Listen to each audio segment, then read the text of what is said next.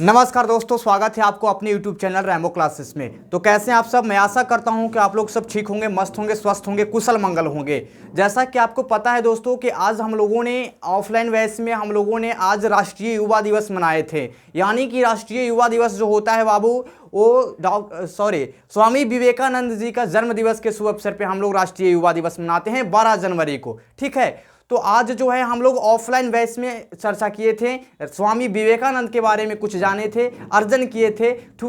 ठीक उसी प्रकार जो है हम लोग ऑनलाइन के बैच में भी मैं आज उपस्थित हूं आप लोगों के पास। और भी एक हमारे स्वामी विवेकानंद केंद्र के कार्यकर्ता जो हैं आप लोगों के बीच में उपस्थित हैं, वो भी आज आएंगे और आप लोग के बीच में अपने प्रस्ताव को रखेंगे। जो कुछ भी उन्होंने स्वामी विवेकानंद जी के बारे में वो अपने केंद्र से जो अर्जन किया वो चीज़ आप लोगों को सिखाएंगे। ठीक है, तो सबसे पहले मैं बता दूं कि आपको पता है स्वामी विवेकानंद जी के बारे में हम लोगों ने चर्चा किया था। ठीक है, तो स्वामी विवेकानंद की दी गई सीख और प्रेरणा जो है बाकी में ना केवल इनके सीख से जो है सफल व्यक्ति हो सकते हैं, यानी कि आप जो हैं राष्ट्रभक्त भी बन सकते हैं। ठीक है, इन्होंने युवा अवस्था में बहुत कुछ कह गए हैं, बहुत कुछ बोल गए हैं। यानी कि आपको पता है कि युवा अवस्था में इन्होंने जो कुछ भी कहा, ठीक है, वो जो है इतिहास, वर्तमान और भविष्य जो है इनको वो प्रणाम करेगा। ठीक है, इनको याद करेगा।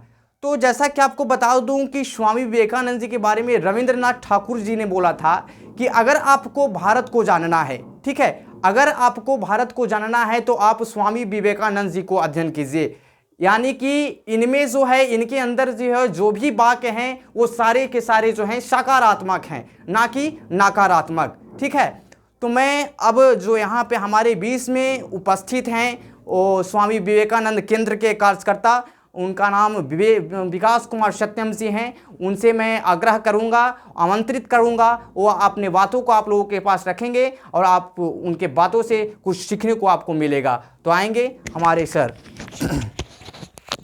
सभी भाई बंधुओं को मेरा नमस्कार। जिनके ओजस्वी वचनों से गूंज उठा था विश्व गगन, वही प्रेरणा पुंज हमारे स्वामी पूज्य विवेकानंद। आज जैसा कि आप लोगों को रैम्बो सर ने बताया कि आज स्वामी विवेकानंद का जन्म जयंती जो हम लोग राष्ट्रीय युवा दिवस के रूप में मनाते हैं और ये पूरा भारत मनाता है, क्योंकि वो उनके पुरुषार्थ में वो गुण था जो हम युवाओं को सीखने के लिए हमेशा प्रेरित करते रहता है। स्वामी विवेकानंद ने जो उद्घोष किया था, उठो जागो और लक्ष्य प्राप्ति तक रुको मत, इस ऊर्जावान ध्वनि में, इस हृदय भेदन आह्वान से हम सभी हमेशा प्रेरित रहेंगे और वो हमेशा हमारे जो जितने भी युवाएं हैं उन सभी युवाओं का प्रेरणा पुंज हैं और भविष्य में भी रहेंगे। स्वामी विवेकानंद की जन्म जयंती जो हम लोग राष्ट्रीय युवा दिवस के रूप में मनाते हैं, तो वो जो युवा वर्ड है, अगर हम लोग देखें कि ये युवा वर्ड, इसको उल्टा पढ़ें, वायु, युवा शब्द को अगर हम लोग उल्टा करके पढ़ें तो क्या होगा, वायु। यानी कि वो बोलते थे कि युवा कौन है, तो युवा वह है जो वायु की तरह, जिसमें वायु की तरह ऊर्जा हो, जो वायु की तरह ऊर्जावान हो। युवा वह है जो वायु की तरह हमेशा गतिशील हो, निरंतर गतिशील हो, बिना रुके कार्य करता रहे। युवा वह है जो प्राणियों के जीवन का एक स्रोत बन सके। युवा वह है जिसके अंदर शालीनता हो, जिसके अंदर शीतलता हो, वो युवा है। और ऐसे युवा हमारे देश के लिए कुछ करके दिखाएंगे, जिनके अंदर राष्ट्रभक्ति हो, राष्ट्रभक्ति विकसित करने का वो जिज्ञासु बने रहे। तो स्वामी विवेकानंद बचपन से ही काफ़ी जिज्ञासु थे और साथ ही बहुत ही दयालु ही थे।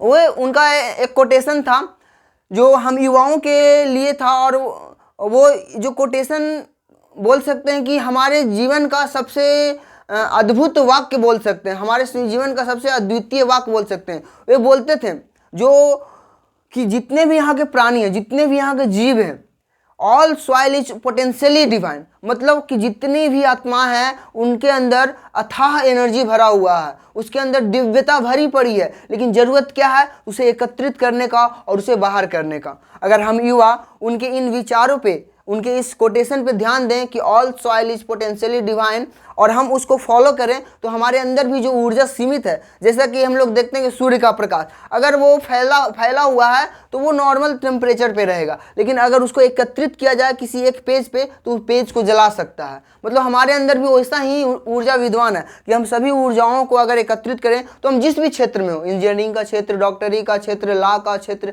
स्पोर्ट्स का क्षेत्र, अगर उसमें हम अपने संपूर्ण ऊर्जा को, अपने अंदर की दिव्यता को पहचाने तो हम बेस्ट कर सकते हैं, बेहतर कर सकते हैं। स्वामी विवेकानंद भी यही कहते थे कि हम युवाओं में अथाह शक्ति है और युवा अवस्था में ये शक्ति होता है। इसलिए हम लोग इनके जन्म जयंती को किस रूप में मनाते हैं? राष्ट्रीय युवा दिवस के रूप में। वो युवाओं से अपेक्षा करते थे, उनका मानना था अगर हमें 100 युवा मिल जाए तो हम पूरे भारत को विश्व स्तर पर लेकर के चले जाएंगे।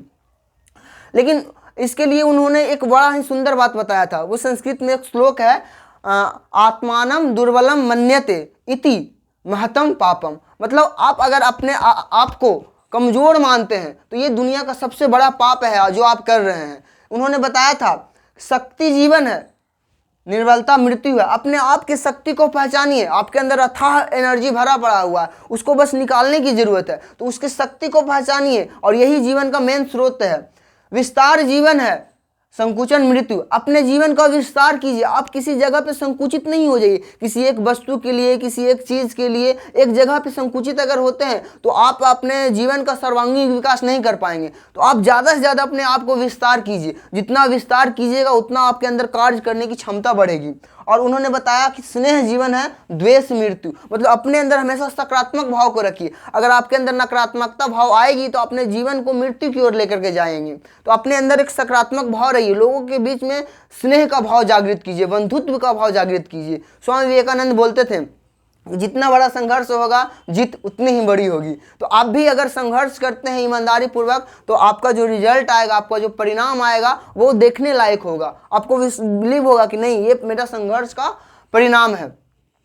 साथ ही एक छोटा सा उनका जो मातृभूमि के प्रति प्रेम था, क्योंकि हम जानते हैं हम लोग सब बहुत नारा देते हैं भारत माता की जय, वंदे मातरम। तो हमारे अंदर क्या ये बातों में है या हमारे कर्मों में है? ये झलकता था स्वामी विवेकानंद के कर्मों में, क्योंकि उन्हें मातृभूमि से बहुत प्रेम था। वे उनके बारे में अगर विशेष रूप से बताया जाए कि स्वामी विवेकानंद के बारे में एक लाइन में बताओ क्या वो था, तो वो उनके एक लाइन में मैं यही बताना चाहूँगा जो मैं विवेकानंद केंद्र से सीखा हूँ कि वो जीवन में अपने मातृभूमि से अथाह प्रेम करते थे और वे अपनी सभ्यता संस्कृति को कभी भी अपने जीवन से दूर नहीं होना देना चाहते थे।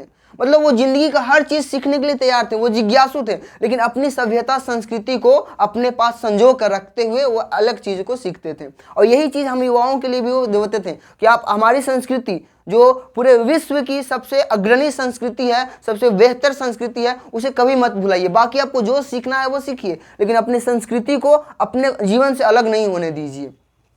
उनके एक मातृभूमि के प्रेम इस तरह से झलकता था कि वो एक अच्छे घर से होते हुए भी वे अपने मातृभूमि के लिए कुछ करना चाहते थे। उन्होंने क्या किया? उन्होंने पूरे भारत का भ्रमण किया। चूंकि उस समय अंग्रेजों का शासन था, हमारे देश की स्थिति बहुत बहुत खराब थी, दयनीय थी, लेकिन उन्होंने पूरे भारत का जब भ्रमण किया तो देखा कि भारत में किस तरह की गरीबी है, कितना निर्धन लोग यहाँ रहते हैं, लोगों के पास कपड़े नहीं है पहनने के लिए, छत नहीं है रहने के लिए। और ये चीज़ को जब देखे तो उनके आंखों में आंसू आ गया कि हम भारत को किस रूप में देख रहे हैं। हमारा भारत सोने का चिड़िया कहलाता था, आज इसकी स्थिति क्या हो गई है, क्या ये इसको हम कैसे चेंज कर सकते हैं। इसके लिए उन्होंने 3 दिन 3 रात भारत का जो अंतिम बिंदु है कन्याकुमारी, वहाँ से समुद्र में तैरते हुए, हम नदी में तैरने में कितना डरते हैं, समझिए वो लहर में, समुद्र की एक भीषण लहर होता है, काफ़ी तेज लहर होता है, उसमें वो तैरते हुए गए और एक शिला पे बैठ के 3 दिन 3 रात ध्यान किए थे। किसका ध्यान किए थे? अपनी मातृभूमि का ध्यान किए थे, अपनी भारत की भूमि का ध्यान किए थे। और वो ध्यान में अपने भारत का क्या इतिहास था, क्या वर्तमान है और भविष्य क्या होगा, और इस भविष्य को सुधारने में किनकी योगदान होगा, इसके बारे में वो देखें। उसके बाद हम विश्व स्तर पे जो 1892 में शिकागो में जो सम्मेलन हुआ था उसमें उन्होंने व्याख्यान किया, अपने भारत का विश्व स्तर पे व्याख्यान किया कि हमारी संस्कृति कैसी थी। और लोग उनके भाषण को सुन करके स्तंभ हो गए जब वो हमारे इतिहास को जाने। तो ऐसा ही हमें भी उनका ये स्वामी विवेकानंद ये चाहते थे कि वो चीज़ हमारे युवाओं में आए, वो हमारी जो संस्कृति है वो हमारी युवाएं ही आगे बढ़ा सकते हैं। उन जीवन को संकुचित ना करे अपना युवा, जो भी युवा हैं वो जीवन अपना विस्तार करे, अपने सभ्यता को लेकर चलते हुए, अपने हर चीज़ को लेते हुए उनका हर कर्म राष्ट्र हित में होना चाहिए, ऐसा उनका विचार था। अब ये चीज़ होगा कैसे? क्या हम लोग ऐसा बोलेंगे कि नहीं हम ये करेंगे, ये करना चाहिए, ये करना चाहिए, ये करना चाहिए, अगर कोई करेगा नहीं तो होगा कैसे? जैसा कि भगत सिंह अगर ये चाहते हैं कि देश आज़ाद हो जाए तो अच्छा हो, देश आज़ाद हो जाए तो अच्छा, अगर रोज ये ऐसा ही वो बोलते रहते तो क्या नहीं होता? उसके लिए क्या करना होगा? खुद का त्याग करना होगा, खुद आगे बढ़ना पड़ेगा। भगत सिंह अगर आगे नहीं बढ़ते तो फिर वो हमारा देश आज़ाद कैसे होता? तो हर कोई चाहता है कि हमारे देश में एक भगत सिंह हो, लेकिन वो अपने घर से हो या मैं खुद हूँ, ऐसा हमारे अंदर विचार होना चाहिए कि हम आगे बढ़ेंगे, हम अपना त्याग करेंगे देश के लिए। ऐसा वो उनके अंदर विचार था कि युवाओं को अपने राष्ट्र हित के लिए कार्य करने के लिए ओतप्रोत होना चाहिए। ये आएगा कैसे? ये हमारे अंदर बचपन से कैसे विकसित होगा? तो इसके लिए स्वामी जी 2 उपाय बताते थे। उस उपाय को ध्यान से सुनिएगा, अगर ये जीवन में अपनाते हैं तो बहुत चीज़ उसमें सुधार आएगा आपके अंदर। वो 2 चीज़ बताते थे। पहला कि आप अपने जीवन में स्वाध्याय को अपनाइए। स्वाध्याय जिसको हम लोग सेल्फ स्टडी के रूप में जानते हैं। जैसे कि आप लोग क्लास में पढ़ते होंगे तो आपके जो टीचर हैं, आपके जो शिक्षक हैं, रैम्बो सर खुद आपको बताते होंगे कि मैं तो यहाँ पढ़ा दिया, बस यहाँ तक ही रहेगा, लेकिन इसको जब तक आप खुद जा करके नहीं पढ़ोगे तब तो कुछ नहीं होने वाला है। तो ये चीज़ को अनुभव कीजिए। कैसे? स्वाध्याय के द्वारा। तो आप जितना खुद पढ़िएगा, जितना अपना मस्तिष्क को किताब के साथ लड़ाइएगा, उतना ही ज़्यादा आपके अंदर में ज्ञान अर्जित होगा। तो स्वामी जी यही बोलते थे कि जितना ज़्यादा आप स्वाध्याय कीजिएगा आपके अंदर उतना ही ज़्यादा निखार आएगा। और दूसरा, मंथन कीजिए। मंथन, ऑब्जर्वेशन, अवलोकन, यानी कि हम दिन भर के दिनचर्या में क्या अपनाए हैं, हम अगले दिन क्या अपनाएंगे, इसका एक 5 मिनट का, कम से कम रात्रि में सोने से पहले 5 मिनट का अवलोकन कीजिए कि हम दिन भर चूँकि हम लोग दिन भर में बहुत सारे कार्य करते हैं, बहुत सारी मस्ती करते हैं, कभी कभी बहुत सारा समय भी व्यर्थ में चला जाता है, जो हम लोग को पता भी नहीं चलता, समय चला जाता है, या बहुत सारे अच्छे काम भी करते हैं, कुछ गलतियाँ भी हो जाती है। तो उन सभी चीज़ों को 5 मिनट में अगर आप अवलोकन करते हैं तो सबसे पहले तो आपकी सोचने की समझने की जो शक्ति है वो बढ़ेगी, और दूसरा कि आप में अंदर वो सुधार आएगा कि क्या हमें करना है, क्या नहीं करना चाहिए।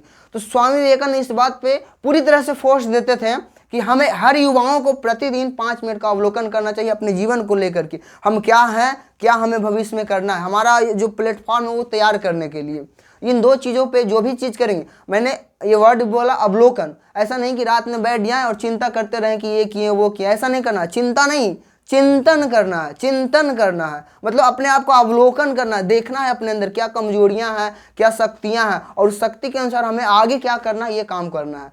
तो अंत में मैं यही कहूँगा कि अगर आप जीवन में थोड़ा सा भी परिवर्तन चाहते हैं तो सप्ताह में या महीने में किसी न किसी एक सफल जीवन व्यक्ति का जीवनी पढ़े, महापुरुषों की जीवनी पढ़े। स्वामी विवेकानंद को पढ़िए, डॉक्टर APJ अब्दुल कलाम को पढ़िए, चंद्रशेखर आज़ाद को पढ़िए, रविंद्रनाथ टैगोर को पढ़िए, बहुत सारे महापुरुष हमारे देश में हुए हैं। अगर उनकी जीवनी को पढ़ेंगे तो आपके अंदर जो सकारात्मक परिवर्तन होगा आपको दिखेगा, मतलब बिल्कुल स्पष्ट रूप से पता चलेगा कि हाँ हम कहाँ हैं, वो कहाँ थे, और हमारे और उनके बीच में क्या गैपिंग है, हमें क्या करना है, इसके लिए हमें एक प्लेटफॉर्म मिलेगा। तो बाकी मैं अंत में यही आह्वान करूंगा कि आप भी स्वामी विवेकानंद को पढ़िए, मेरा ये दिल से आपसे आह्वान है। और अभी आज स्वामी विवेकानंद का जयंती है तो आप आंख बंद करते हुए 5 सेकंड के लिए उनकी तस्वीर को अपने दृष्टिपटल पे लाते हुए उनको हृदय से प्रणाम कीजिए। लास्ट का एक लाइन, तू हंस मुस्कुरा, तू हंस तू मुस्कुरा, तू रोना कम कर दे, तू हंस तू मुस्कुरा, तू रोना कम कर दे, तू जब तक जिंदा है तो जिंदगी के नाक में दम कर दे। मतलब जिंदगी से हम हारें ऐसा कभी विश्वास हमारे अंदर नहीं होना चाहिए, हम जिंदगी को हराएंगे, है ना। और ये कैसे हो सकता है? तो ये संघर्ष से हो सकता है। जैसा कि बताया गया, स्वामी जी बोलते थे कि संघर्ष जितना बड़ा होगा जीत उतनी ही शानदार होगी। तो इसी के साथ धन्यवाद, नमस्कार। चलिए बहुत बहुत धन्यवाद सर जी। देखिए, जितना बड़ा संघर्ष होगा जीत उतनी ही शानदार होगी। यानी कि कहा गया है कि ना संघर्ष ना तकलीफें तो क्या मज़ा है जीने में, बड़े बड़े तूफान भी थम जाते हैं जब आग लगी हो सीने में। सुने हैं ना आप लोग क्लास में। तो देखिए आज बहुत, मैं आशा नहीं पूर्ण विश्वास करता हूं कि आप लोग सर की बातों को सुनकर बहुत गौरवान्वित महसूस किए होंगे अपने आप को, और बहुत कुछ सीखने को मिलेगा इस वीडियो के माध्यम से। तो आप लोग इस वीडियो को एक बार अवश्य देखें।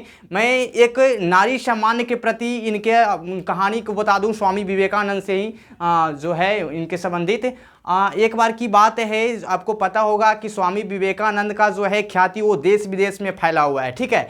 तो एक बार की बात है कि ये जो हैं वो समारोह में विदेश गए हुए थे, स्वामी विवेकानंद जी, ठीक है। तो समारोह में विदेश गए हुए थे, वहाँ पे इनका जो है स्पीच चल रहा था, वहाँ पे बहुत सारे लोग विदेश के लोग जो थे, विदेशी लोग जो थे वहाँ पे उपस्थित थे, ठीक है। तो जब ये स्पीच दे रहे थे तो वहीं पे एक विदेशी महिला होती है, जो इनको स्पीच को सुनकर, इनके स्पीच को सुनकर वो महिला जो होती है वो प्रभावित हो जाती है और डॉक्टर स्वामी विवेकानंद जी के पास जाती है, ठीक है। वो महिला जाती है और कहती है कि मैं आपसे विवाह करना चाहती हूँ, ठीक है, मैं आपसे विवाह करना चाहती हूँ, मैं भी चाहती हूँ कि आपके जैसा जो है प्रभावशाली मेरा भी एक पुत्र हो, ठीक है। कैसा प्रभावशाली पुत्र जो है वो आपके जैसा हो, मेरा भी एक पुत्र हो। तो तभी जो है स्वामी विवेकानंद जी बोलते हैं कि ये कैसे हो सकता है, मैं एक सन्यासी हूँ और मैं कैसे विवाह कर सकता हूँ। तो ऐसा नहीं हो सकता है कि आप मुझे अपना पुत्र बना लें, माँ आप मुझे अपना पुत्र बना लें, मैं भी आपका जो है पुत्र बन जाऊँगा, ज़रूरी नहीं कि मैं आपका पति ही बनूँ, ठीक है।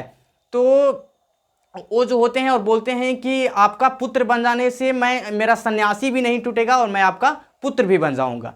तभी वो महिला जो होती है उनके चरण पे गिर पड़ती है और चरण को स्पर्श करती है और कहती है कि आप विद्वान हैं, आप ईश्वर हैं, आप दयावान हैं, ठीक है। आप विकट परिस्थितियों के सामना करते हुए भी आप अपने लक्ष्य के प्रति आप नहीं हटे, अपने विचलित रास्ता से अपने विचलित नहीं हुए। हाँ, तो मैं अंत में यही कहूँगा कि सच्चा पुरुष वही होता है बाबू, सच्चा पुरुष वही होता है जो नारी का सम्मान करता है, ठीक है। तो आज की वीडियो के माध्यम से आप लोगों को बहुत कुछ सीखने को मिला होगा। तो मैं अब रुखसत लेना चाहूँगा और तहे दिल से शुक्रिया अदा करना चाहूँगा जो हमारे गेस्ट के रूप में हमारे पधारे हुए थे विकास कुमार सत्यम सर जी को। तहे दिल से शुक्रिया अदा करना चाहूँगा कि हमारे बीच में आकर एक वीडियो के माध्यम से हमारे बच्चे लोग को एक अच्छा संदेश उनके पास पहुँचाएँ। तो मैं रुखसत लेना चाहूँगा और मिलते हैं अगले वीडियो में। जय हिंद, जय भारत।